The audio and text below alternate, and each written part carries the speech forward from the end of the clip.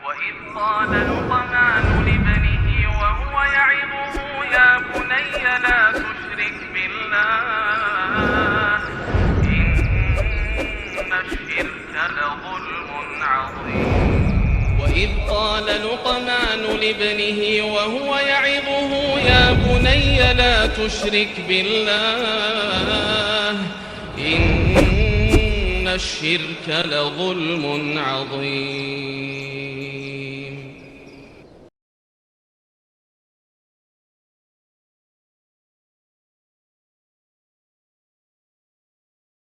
Assalamualaikum warahmatullahi wabarakatuh. Innal hamdalillah nahmaduhu wa nasta'inuhu wa nastaghfiruh wa na'udzu billahi min shururi anfusina wa sayyiati a'malina.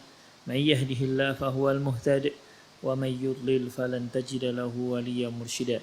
Asyhadu an la ilaha illallah wahdahu la syarika lah wa asyhadu anna Muhammadan 'abduhu wa rasuluhu alladzi la nabiyya ba'dah.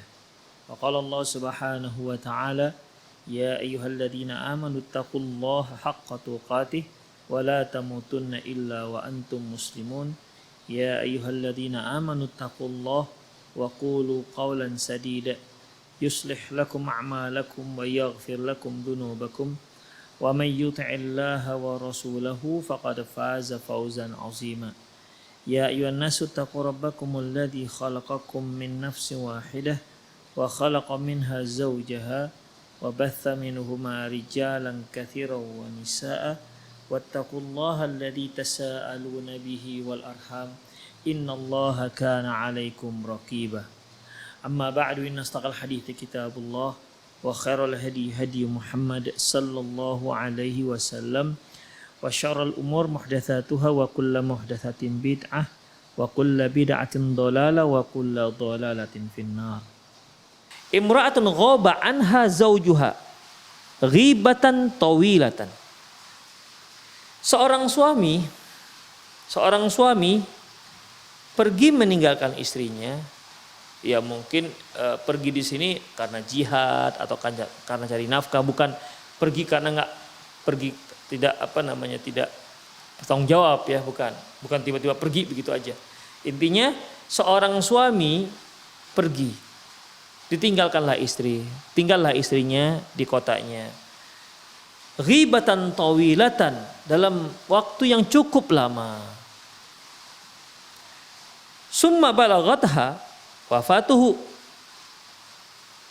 Kemudian terdengarlah oleh si istri bahwasanya suami yang tadi pergi, yang sudah lama pergi, wafat. Dia mendengar berita wafat suaminya. Fa'tadat wa tazawwajat akhar zawajan sahihan fil zahir. Kemudian setelah dia pun melangsungkan masa iddahnya, ya, masa iddah seorang istri yang meninggal suaminya 4 bulan 10 hari. Setelah itu, setelah selesai masa iddah, dia pun menikah lagi dengan laki-laki lain dengan pernikahan yang sahih. Wa dakhala biha wa auladaha auladan. Kemudian dari laki-laki ini ternyata lahirlah beberapa orang anak.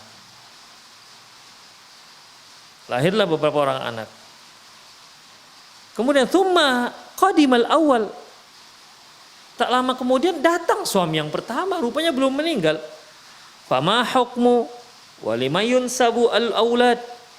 Gimana hukum pernikahan mereka? Terus kepada siapa ini nasab ini, anak-anak ini dinasabkan? Nasabnya kepada siapa? Kepada bapaknya yang pertama, suami pertama, atau suami yang kedua? Saya ulangi ikhwah. Seorang wanita ditinggal oleh suaminya. Mungkin ditinggal cari makan atau ditinggal karena jihad, lama tinggal. Hingga akhirnya si istri mendengar kalau suaminya sudah wafat. Setelah dia dengar wafat, dia pun melangsungkan masa iddah. Setelah selesai masa iddah ternyata ada laki-laki lain yang berminat. Dia pun menerimanya dan kemudian menikahlah mereka. Dan punya anak. Setelah punya anak, mungkin 1 atau 2. Ternyata suami yang lama pulang. Permasalahannya, ya, bagaimana dengan hukum pernikahan dia dengan suami yang kedua? Dan bagaimana juga dengan anak-anaknya. Karena kan pernikahan pertama belum batal tuh. Ya. Sudah masuk pernikahan yang kedua. Demikian ikhwah. Jawabannya ikhwah rahimanallahu wa iyyakum, idza kana al-amru kadzalik fal hukmu ayyafsakhan nikah astani. Jika memang seperti itu kejadiannya, maka pernikahan si wanita yang kedua dengan laki-laki yang kedua itu dianggap batal. Wa turaddu ilal awwal, dan dia dikembalikan kepada suaminya yang pertama. Ba'da an ta'tadda min tsani, setelah dia melangsungkan masa iddah dari suaminya yang kedua. Jadi seolah begini ikhwah, ya, pernikahan yang kedua, ya, setelah pernikahan yang kedua datanglah suami yang pertama. Udah. Jadi bagaimana? Maka otomatis pernikahan dia yang kedua dianggap batil, dianggap batal. Namun begitupun setelah batallah pernikahan yang kedua, dia si wanita tetap melangsungkan masa iddah. Setelah dia selesai masa iddahnya, barulah dia kembali ke suami yang pertama. Demikian ikhwah rahimanallahu wa iyyakum. Ya, itulah ikhwah. Walaha alai sadaq mithluha, dan seterusnya. Jadi di sini sebenarnya ikhwah ada jalan keluar dengan masa ini. Apabila seorang istri tinggal oleh suaminya, ya, seorang istri ditinggal oleh suaminya lama nggak ada berita, tidak ada berita. Apabila si istri ingin nikah lagi, ya, si istri ingin nikah lagi, maka dia boleh mengajukan gugat cerai ke pengadilan agama sebenarnya. Ya, kecuali kalau dia tetap setia menunggu suaminya. Ini suaminya sudah pergi meninggalkan dia, alasan merantau atau alasan berperang misalnya. Sementara nafkah tidak diberikan, kemudian berita tidak ada. Maka dalam masalah ini istri sudah berhak untuk menggugat cerai sebelum dia menikah dengan kedua. Jadi selesaikan dulu masalah dia dengan suami yang pertama. Demikian ikhwah rahimanallahu wa iyyakum. Itu kalau dia mau menggugat cerai. Tapi kalau dia masih setia menanti, ya nggak ada masalah. Mau 10 tahun, 20 tahun, kalau dia masih setia menanti nggak ada masalah. Karena yang jadi masalah kan ketika dia menikah lagi dengan suami yang kedua, laki-laki kedua, itu permasalahannya. Baik, kalau dia memang mau menikah lagi dan memang hak-hak dia sudah tidak diterima, misalnya ini dia hak harta sudah dikirimkan oleh suaminya. Suaminya ada nih, dek, saya kirimin, terus lancar setiap bulan. Tapi kan masalahnya tidak hanya harta yang diinginkan oleh sang istri, keberadaan suami di sisinya juga sebagai hak dia. Ya, demikian ikhwah. Karena kan kebutuhan itu bukan hanya kebutuhan materi, ada kebutuhan biologis yang harus dipenuhi oleh sang suami juga. Walahunna mislul ladzi alaihi walahunna mislul ladzi alaihinna bil ma'ruf. Sungguhnya mereka memiliki hak sebagaimana hak suami. Jadi suami, si istri memiliki sama hak terhadap sang suami. Demikian. Kalau suami punya hak untuk mendapatkan kebutuhan biologisnya, untuk menyalurkan biologisnya kepada sang istri, istri juga seperti itu sama, ikhwah. Baik. Jadi masalah nafkah harta lancar, nafkah batin tak lancar. Kenapa? Karena suami nggak pernah pulang-pulang, sudah 2 tahun tak pulang-pulang. Itu yang membuat istri gelisah. Masalah seperti ini sudah bisa dijadikan sebagai alasan untuk menggugat cerai. Demikian ikhwah.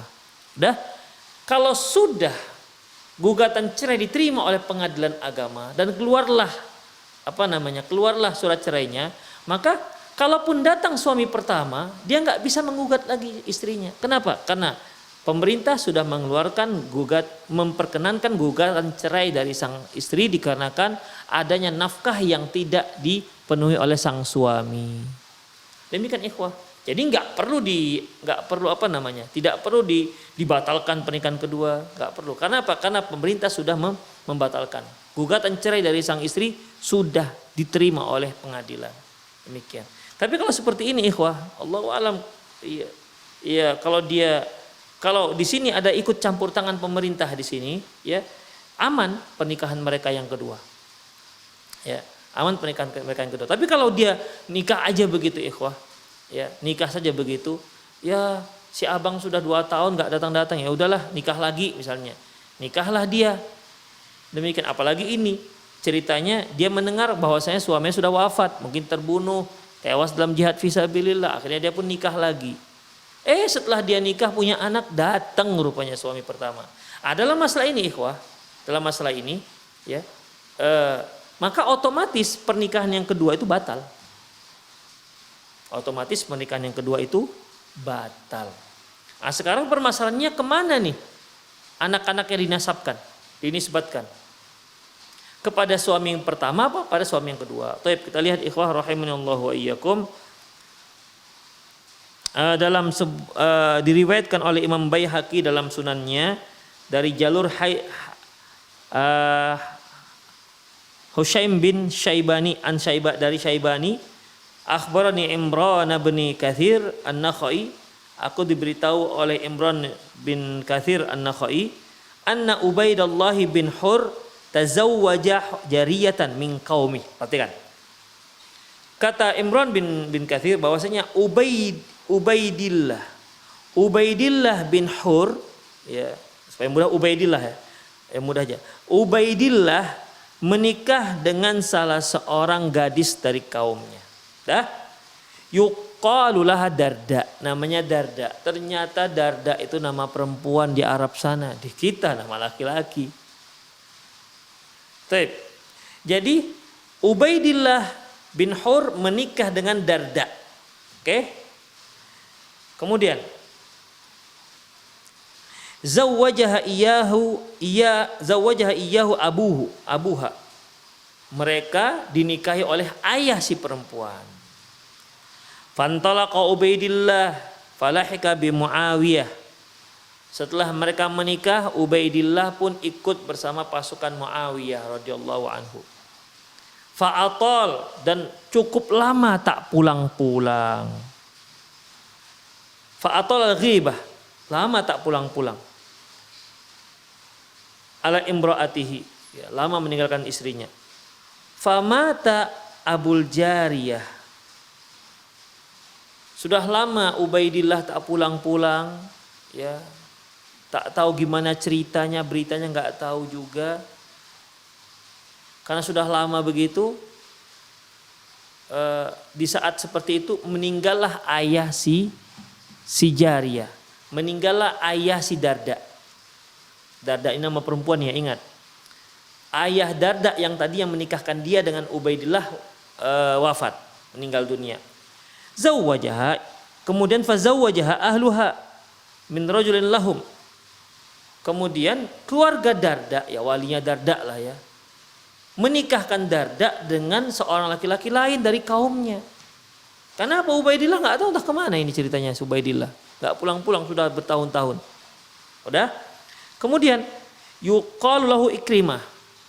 Jadi wali si Darda ini menikahkan Darda dari laki-laki kaumnya namanya Ikrimah. Ingat, suami pertama Darda Ubaidillah yang pergi tak pulang-pulang, udah bertahun-tahun tak pulang-pulang. Meninggal ayah Darda. Akhirnya keluarganya Darda menikahkan Darda dengan Ikrimah.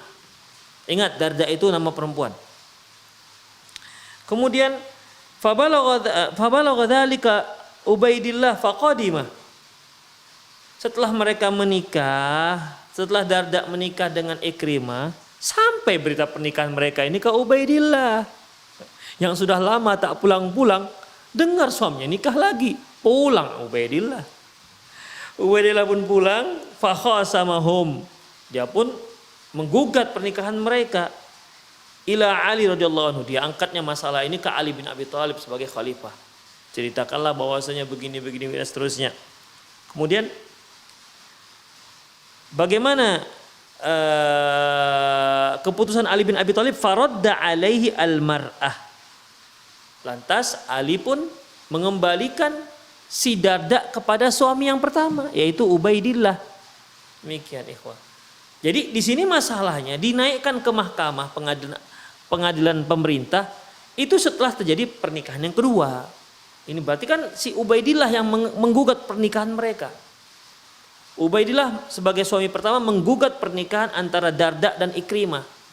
Diangkat kasus ini ke Ali bin Abi Thalib. Ali bin Abi Thalib memutuskan, kalau begitu kamu punya si milik si Darda, berarti harus balik ke suami yang pertama.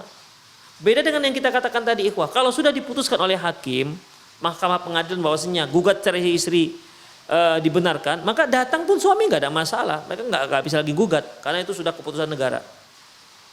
Demikian ikhwah. Jadi di sini mereka nikah begitu aja ya dengan wali, pernikahannya sah, tapi kan di situ tidak ada campur tangan negara. Baik. Akhirnya Ali bin Abi Thalib sebagai pemuka negara pada waktu itu, presidennya, khalifahnya, ya, menyatakan bahwasanya si Darda kembali kepada suaminya. Wa kanat hamilan min Ikrimah. Waktu itu Darda hamil dari si Ikrimah, bukan Ubaidillah. Ubaidillah kan udah lama pergi deh. Setelah dia menikah dengan Ikrimah, hamil. Di saat itu datang Ubaidillah menggugat pernikahan mereka. Kemudian fawadha'aha ala yaday adl. Lantas Darda pun diserahkan Ali bin Abi Thalib kepada dua orang yang adil ya hingga melahirkan. Faqalat imra'atun lil Ali radhiyallahu anhu, berkatalah Darda kepada Ali bin Abi Thalib, ana ahaqqu bimali am Ubaidillah bin Hur. Ya Khalifah Ali bin Abi Thalib, aku bertanya tentang hartaku. Tentang hartaku ini, aku lebih berhak terhadap hartaku ataukah Ubaidillah yang lebih berhak terhadap hartaku? Jadi siapa yang lebih berhak terhadap harta yang kumiliki ini? Ubaidillah suamiku, ya suami yang pertama, atau aku? Kemudian faqala, kata Ali bin Abi Thalib, bal anti ahaqqu bidzalik. Oh, kalau masalah harta milikmu itu kamu lebih berhak menentukannya. Faqalat, lantas si Darda berkata, fa asyhaduka anna kullama kana li ala Ikrimah min syai'in min sadaqin fahuwa lahu. Saksikanlah bahwasanya apa saja yang telah diberikan Ikrimah kepadaku termasuk mahar yang diberikannya itu kuserahkan kembali kepada Ikrimah. Itu dia. Kuserahkan kembali kepada Ikrimah.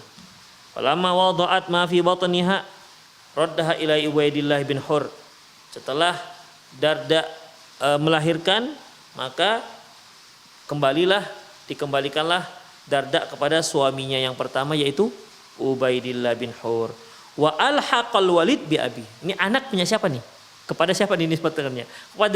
Kepada Ubaidillah atau kepada Ikrimah? Wa alhaqal Walid bi abihi. Dan si anak dinisbatkan kepada siapa? Ikrimah. Karena pernikahan mereka sudah sah pada waktu itu. Ya, al waladu lil firash. Waktu itu firashnya punya si Ubaidillah. Walaupun pada hakikatnya kan nggak boleh mereka menikah. Hanya saja permasalahannya sudah didengar berita Ubaidillah meninggal. Jadi menurut pengetahuan mereka pernikahan mereka sah. Demikian ikhwah. Jadi anak si Darda ini, anak dari hasil hubungan dia dengan Ikrimah, dinisbatkan kepada Ikrimah. Dardanya dikembalikan kepada Ubaidillah. Demikian ikhwah rahimani Allah. Jadi jelaslah bahwasanya kasus ini ya, apabila kasusnya seperti antara Ubaidillah, Darda dan Ikrimah ya, maka jelas dikembalikan kepada suami yang pertama. Karena di sana tidak ada perpisahan dan istri pun tidak ada menggugat perceraian. Demikian ikhwah rahimani Allah wa iyyakum. Ya makanya kalau yang namanya khulu itu harus ada campur tangan pemerintah di sana. Digugat ke pengadilan agama. Kalau pengadilan agama membenarkan dan menerima gugatan tersebut, dikeluarkanlah surat resmi dari pemerintah. Sehingga kalau terjadi apa-apa, muncul lagi suami yang pertama, maka dia tidak bisa menggugat apapun tentang rumah tangga si perempuan tersebut. Demikian ikhwah rahimanallahu wa iyyakum. Jadi anaknya dinisbatkan kepada Ikrimah, Dardanya dikembalikan kepada Ubaidillah bin Hur. Demikian ikhwah rahimani Allah wa iyyakum.